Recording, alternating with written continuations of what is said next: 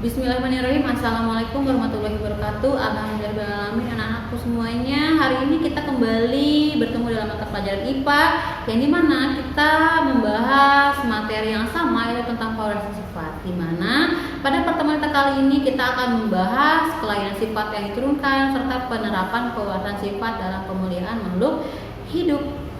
Oke, nah kompetensi dasar dari pertemuan kali ini adalah mengidentifikasi proses dan pewarisan sifat serta penerapannya dalam pemulihan makhluk hidup serta melakukan percobaan sederhana untuk menemukan hukum pewarisan sifat makhluk hidup.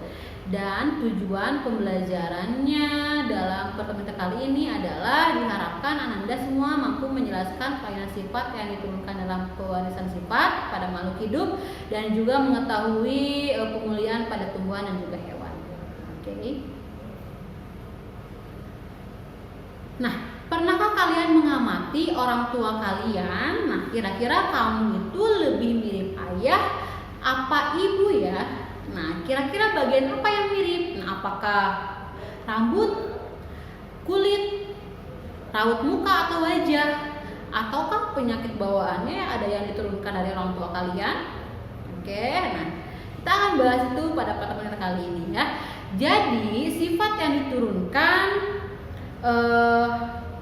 pada kita ini dari orang tua itu pewarisan warna kulit, pewarisan tipe perlekatan cuping telinga, pewarisan bentuk rambut, pewarisan bentuk pertumbuhan rambut pada dahi, pewarisan kelainan buta warna, pewarisan kelainan hemofilia. Jadi yang harus kita ingat kembali, di mana pada pertemuan sebelumnya juga sudah kita bahas bahwa semua manusia itu kan berbeda-beda ya kan. Kenapa sih manusia itu semuanya berbeda-beda? Karena ada gen pembawa sifat yang menyebabkan manusia itu berbeda-beda ya kan, dimana gen itu terletak pada kromosom dan kromosom itu ada pada inti sel. Nah, kromosom yang kita miliki ini adalah kombinasi kromosom dari ayah dan ibu kita ya kan, setengah dari ayah, setengah dari ibu. Nah, dengan adanya gen dan karena itulah sifat-sifat dari orang tua kita diturunkan ke kita atau diturunkan ke anaknya, seperti itu ya. Oke, kita akan bahas satu persatu sifat yang diturunkan. Yang pertama kita bahas adalah pewarisan warna kulit. Nah, mengapa warna kulit kita itu berbeda-beda? Nah, di mana warna kulit ini dikode oleh banyak gen. Misalnya ada gen pengode warna kulit itu ada A besar, B besar, C besar. Oke.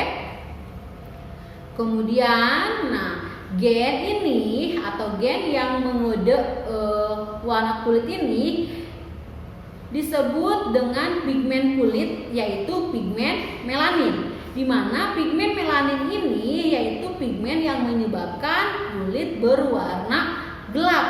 Nah, variasi alel dari gen A besar, B besar, C besar yaitu A kecil, B kecil, C kecil yang sifatnya resesif. Oke.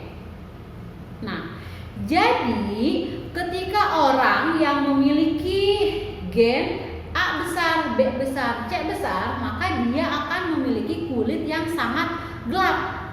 Sedangkan gen atau orang yang memiliki gen A kecil, B kecil, B kecil, C kecil, C kecil, maka dia akan memiliki kulit sangat terang. Nah, akan tetapi ketika orang yang memiliki gen A besar, A kecil, B besar, B kecil, C besar, C kecil, gabungan antara keduanya, dia akan memiliki warna antara gelap dan terang, yaitu memiliki warna kulit sawo matang. Oke?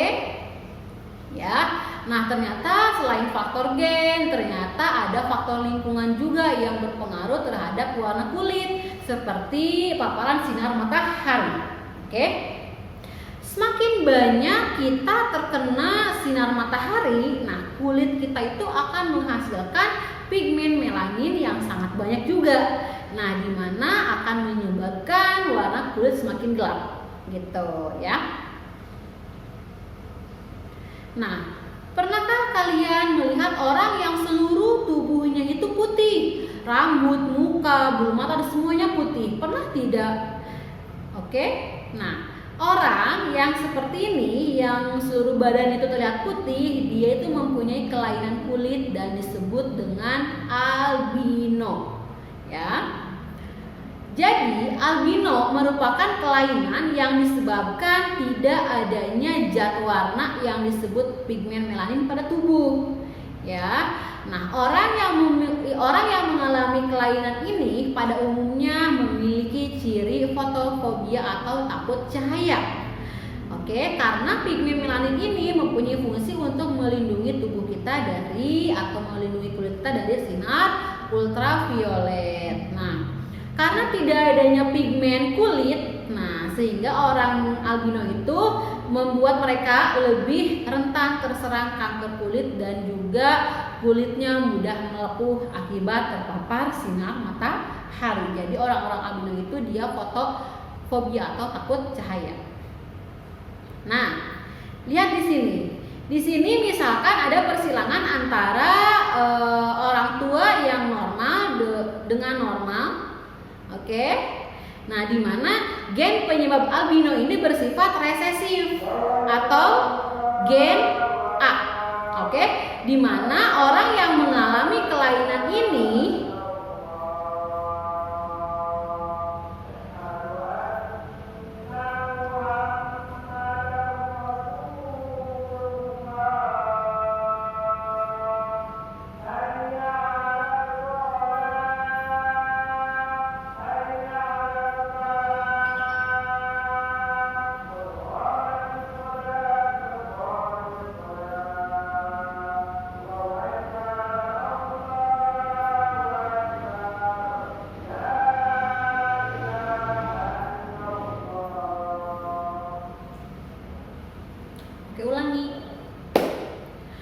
Oke, nah di sini ada contoh persilangan pada albino ya. Jadi gen penyebab albino ini bersifat resesif yang membawa gen A kecil. Oke, orang yang mengalami kelainan ini memiliki genotip homozigot resesif A kecil, itu albino ya. Nah, ini. Kemudian orang yang memiliki orang yang normal akan memiliki genotip homozigot dominan, nah A besar. Dan yang menjadi carrier atau pembawa itu akan memiliki genotip heterozigot A besar A kecil. Ini. Jadi dihasilkan perbandingannya itu 1:2:1 dengan perbandingan genotip A besar normal dengan carrier pembawa A besar A kecil dan juga albino, yaitu yang mempunyai gen homozigot resesif A kecil. Oke. Nah, kemudian kita bahas yang selanjutnya adalah pewarisan tipe perlekatan cuping telinga. Nah, di mana perlekatan cuping telinga ini diatur oleh satu gen, yaitu gen G besar yang sifatnya dominan. Dia itu mengode cuping telinga terpisah, dan gen G kecil yang sifatnya resesif mengode cuping telinga melekat. Nah, jadi orang yang memiliki genotip G besar atau gen G besar G kecil, oke, yang mempunyai G besar itu dia akan mempunyai cuping telinga terpisah. Dan orang yang memiliki gen atau genotip G kecil akan memiliki cuping telinga melekat. Nah, ini gambar dari cuping telinga melekat dan cuping telinga terpisah. Oke. Nah, selanjutnya pewarisan bentuk rambut nih. Pewarisan bentuk rambut juga sama, diatur oleh gen. Nah, diatur oleh dua gen ya pada pewarisan bentuk rambut, yaitu gen C yang sifatnya dominan mengode rambut keriting, gen S kecil sifatnya resesif mengode rambut lurus. Nah, ternyata pewarisan bentuk rambut ini berbeda nih, dimana disebut juga dengan dominasi tidak sempurna. Apa sih dominasi tidak sempurna itu? Jadi, dominasi tidak sempurna ini disebut sebagai penyimpangan penuh hukum Mendel, di mana alel dominan itu tidak dapat menutupi ekspresi alel resesif secara sempurna, sehingga menghasilkan sifat baru, yaitu C besar S kecil. Jadi artinya jika kita memiliki salah satu dari kedua jenis gen C besar dan S kecil, maka akan mendapat campuran dari keduanya gitu. Jadi nih, misalkan orang yang memiliki genotip C besar akan mempunyai rambut keriting. Orang yang memiliki genotip S kecil akan mempunyai rambut lurus, dan orang yang memiliki genotip C besar S kecil, yaitu campuran antara keduanya, akan mempunyai rambut berombak. Itu disebut dengan dominasi tidak sempurna. Oke, yang selanjutnya adalah pewarisan bentuk pertumbuhan rambut pada dahi. Nah, ternyata ini juga sama, diatur oleh gen, yaitu diatur oleh satu gen W yang sifatnya dominan mengode pertumbuhan rambut pada dahi yang bentuknya V. Kemudian sedangkan gen W kecil atau resesif, dia itu tidak mengkode pertumbuhan rambut pada dahi. Jadi orang yang memiliki genotip W besar atau orang yang memiliki genotip W besar W kecil, dia akan memiliki pertumbuhan rambut pada dahi seperti yang terlihat di gambar di sini ya. Nah, ini adalah pertumbuhan rambut pada dahi yang bentuknya seperti huruf V. Kemudian orang yang mempunyai genotip W kecil, maka dia tidak memiliki pertumbuhan rambut pada dahi seperti ini. Oke? Dapat dipahami ya? Nah, selanjutnya kita bahas kelainan pada pewarisan sifat, yaitu buta warna. Nah, di mana buta warna adalah kelainan seseorang yang tidak dapat membedakan beberapa warna dengan baik. Nah, hal ini diakibatkan oleh kelainan pada kromosom X. Nah, di mana kita tahu bahwa kromosom X ini membawa sifat perempuan, yaitu kromosomnya XX, dan kromosom Y membawa sifat laki-laki, yaitu kromosomnya XY. Oke. Nah, ini adalah diagram persilangan pada buta warna. Nih, di sini ada persilangan antara wanita carrier membawa buta warna dengan pria normal. Maka akan dihasilkan ini fenotipnya XCBX, XCBY, XX dan XY. Di mana gen buta warna ini dikode oleh XCB ya. XCB ini akan dialami oleh perempuan dan XCBY dialami oleh laki-laki. Oke, jadi laki-laki yang mengandung gen XCB ini pasti menderita buta warna, itu udah pasti. Tetapi pada perempuan yang mengandung gen XCB belum tentu menderita buta warna. Kenapa? Karena masih ada kemungkinan. Jadi ada dua kemungkinan nih. Ada buta warna dan juga carrier atau pembawa. Dimana kan perempuan ini mempunyai kromosom XX. Ketika kromosom X itu dua-duanya mengandung gen buta warna XCB, maka dia akan menghasilkan anak buta warna. Tapi ketika salah satu kromosom X-nya itu dia membawa gen buta warna, tetapi yang X-nya itu tidak, maka ini hanya pembawa saja, carrier gitu ya. Jadi XCBX dia hanya membawa satu kromosom X dengan gen buta warna. Dia hanya pembawa atau carrier saja. Oke? Selanjutnya, kelainan hemofilia. Apa sih hemofilia itu? Jadi hemofilia ini adalah kelainan darah yang sulit menggumpal. Jadi saat terjadinya luka itu sulit untuk darah tersebut berhenti gitu. Jadi karena tidak adanya atau tidak dihasilkannya faktor penggumpalan darah dalam tubuh. Ini juga sama diakibatkan oleh kelainan kromosom X. Nah, di mana kelainan hemofilia ini dilambangkan dengan XH. Nah, kromosom XH ini bisa dimiliki oleh laki-laki atau perempuan gitu. Nah, ini adalah diagram persilangan pada hemofilia. Di sini ada persilangan laki-laki normal heterozigot XHY dengan wanita normal pembawa XY. Nah, di mana ini adalah hasilnya. Hasil fenotipnya XHX, XHY, XX dan XY.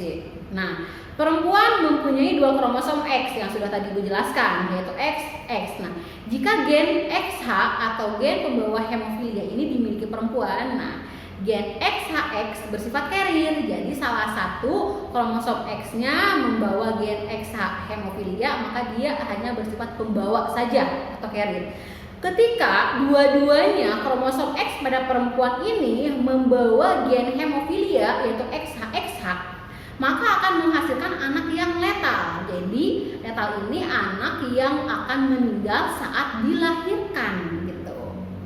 Tapi ketika gen hemofilia atau gen XH ini dimiliki oleh laki-laki, nah maka gennya kan XHY, nah laki-laki ini akan menderita hemofilia. Oke?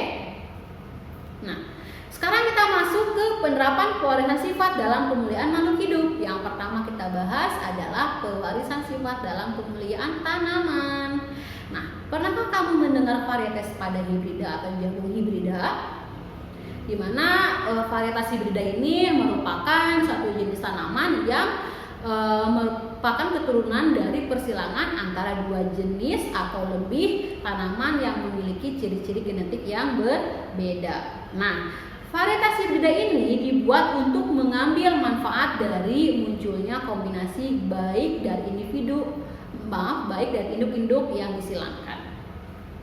Nah, penerapan pewarisan sifat dalam tumbuhan ini salah satunya adalah penemuan bibit unggul. Nah, ciri-ciri dari bibit unggul itu mempunyai buah yang cepat menghasilkan buah, tahan terhadap hama dan penyakit, bijinya sedikit, buahnya banyak, besar juga enak, tahan terhadap cuaca dan juga kondisi tanah. Contohnya seperti pada padi hibrida dan juga jagung hibrida itu ya. Kemudian, nah kita masuk ke pewarisan sifat dalam pemulihan hewan. Nah, masih ingatkah kamu dengan ayam potong atau ayam broiler yang sering dikonsumsi? Oke, nah di mana ayam broiler ini merupakan contoh hasil persilangan. Nah ini ayam broiler ternyata hasil persilangan ya. Jadi ciri-ciri bibit unggul pada hewan menghasilkan telur yang lebih banyak dan juga besar, menghasilkan daging atau susu yang banyak, juga tahan terhadap penyakit. Nah, cara yang dapat dilakukan untuk memperoleh tumbuhan dan juga hewan dengan kualitas unggul ada beberapa cara nih. Yang pertama ada hibridisasi atau persilangan. Nah, hibridisasi yaitu rekayasa reproduksi paling sederhana dan mudah dilakukan dengan cara menyilangkan dua individu yang sejenis tetapi beda varietas nih. Contohnya disilangkan antara singa dan harimau, akan dihasilkan liger atau lion tiger seperti yang tadi digambar. Itu adalah hasil persilangan. Bentuknya kayak singa tapi motifnya itu kayak harimau. Oke? Kemudian ada inseminasi buatan atau kita kenal dengan kawin suntik dengan cara memasukkan sperma dari hewan jantan ke alat reproduksi betina menggunakan alat khusus yang disebut dengan kateter. Cara yang ketiga disebut dengan cloning, adalah teknik menghasilkan keturunan yang identik dengan induknya secara aseksual. Kemudian ada radiasi dengan gelombang elektromagnetik dapat digunakan untuk meningkatkan produksi bahan makanan. Melalui radiasi ini dapat mematikan hama sehingga makanan awet, kemudian menghambat pertunasan umbi dan menunda pematangan sehingga kualitasnya tetap baik. Nah, selanjutnya ada hidroponik. Nah, hidroponik ini cara bercocok tanam tanpa menggunakan tanah sebagai media tanamnya, ya. Nah, kemudian ada aeroponik, adalah cara bercocok tanam dengan akar itu menggantung seperti yang tadi digambar, tanpa menempel pada media apapun. Dan untuk nutrisinya itu disemprotkan langsung ke akar secara periodik, gitu ya. Contoh hidroponik itu misalkan kayak tomat atau selada dan masih banyak contoh yang lainnya ya untuk hidroponik. Oke, alhamdulillah, terima kasih atas perhatiannya untuk materi pewarisan sifat. Sudah kita bahas semuanya, mudah-mudahan dapat dipahami dengan baik ya. Oke, terima kasih atas perhatiannya. Wabillahi taufiq wal hidayah. Wassalamualaikum warahmatullahi wabarakatuh.